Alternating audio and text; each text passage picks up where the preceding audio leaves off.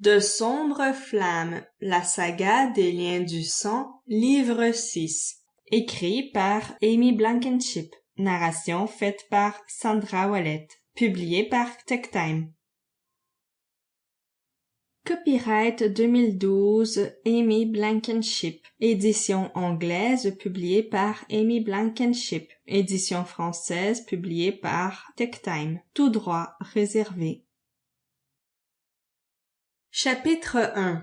Damon entra en trombe dans son appartement et reposa Alicia sur ses pieds. Il n'avait pas dit un mot depuis qu'ils avaient quitté le Night Light, car il ne faisait assez confiance ni en sa voix ni en ses émotions pour cela. Le silence entre eux était assourdissant. Mais Alicia n'eut pas le courage de le briser. Quand elle sentit la main de Damon dans son dos qui la poussait devant lui dans le salon, elle eut un aperçu de la colère qui le dominait réellement en cet instant. Faisant aussitôt volte-face vers lui afin de le garder à l'œil, elle le contempla en silence, tandis qu'il retirait son manteau pour le lancer à travers la pièce d'un geste rageur. Le manteau atterrit sur le dossier du sofa, mais Damon l'avait déjà oublié, choisissant plutôt de s'en prendre à la virtuose de l'évasion qu'était sa compagne. « Damon, attends !» lança Alicia, qui ressentait le besoin de le supplier et commençait déjà à reculer. « Attendre quoi ?» demanda Damon en penchant légèrement la tête sur un côté. Il la suivit lentement d'une démarche apparemment décontractée. « Attendre que tu disparaisses dès que j'ai le dos tourné ?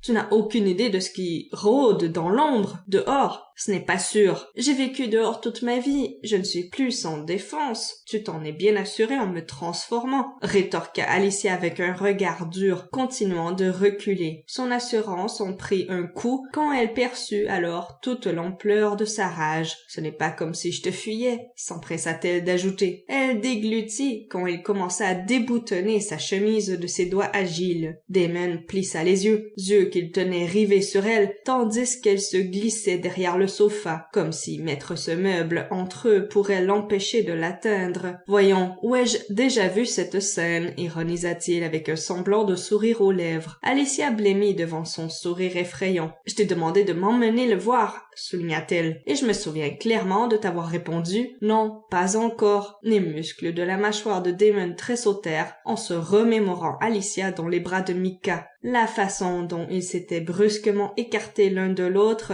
était précisément ce qui poussait Damon à refuser de voir Alicia s'approcher du cougar garou. « Micah était inquiet. Il m'aime, Damon, » expliqua Alicia, qui tentait une approche calme puisqu'il lui permettait de garder le sofa entre eux, pour l'instant. Elle cligna des yeux, surprise quand il fut soudain à côté d'elle, de son côté du sofa, à lui caresser tendrement la joue de sa main. « Et tu crois que c'est le bon moment de me lancer ça au visage ?» releva Damon d'une voix à la douceur trompeuse. Alicia ouvrit la bouche pour riposter, mais elle disparut brusquement. Elle pivota aussitôt en entendant la porte du réfrigérateur se refermer d'un coup sec et vit Damon se verser du sang dans un verre. Elle resta songeuse une minute, car elle savait qu'il n'était pas blessé physiquement. Alors pourquoi buvait-il du sang? Tentant quelques pas vers lui, sans pour autant se montrer assez courageuse pour entrer dans la cuisine, elle lui demanda « Pourquoi est-ce que tu bois ça ?» Tous deux sursautèrent lorsque le verre qu'il tenait en main se brisa en 1000 morceaux. Damon ferma les yeux une seconde, puis les rouvrit brusquement. « Je suis en colère, comme je suis certain que tu l'as remarqué, et j'espérais que ceci me donnerait la force de me calmer. » Il haussa un sourcil lorsque Alicia utilisa le don de célérité qu'il lui avait donné pour passer comme un éclair devant lui et atteindre le frigo. En l'espace de quelques secondes, elle avait mis un verre de sang dans le micro-ondes. Alicia se sentit prise d'un frisson quand elle se retourna et que Damon la piégea contre le comptoir.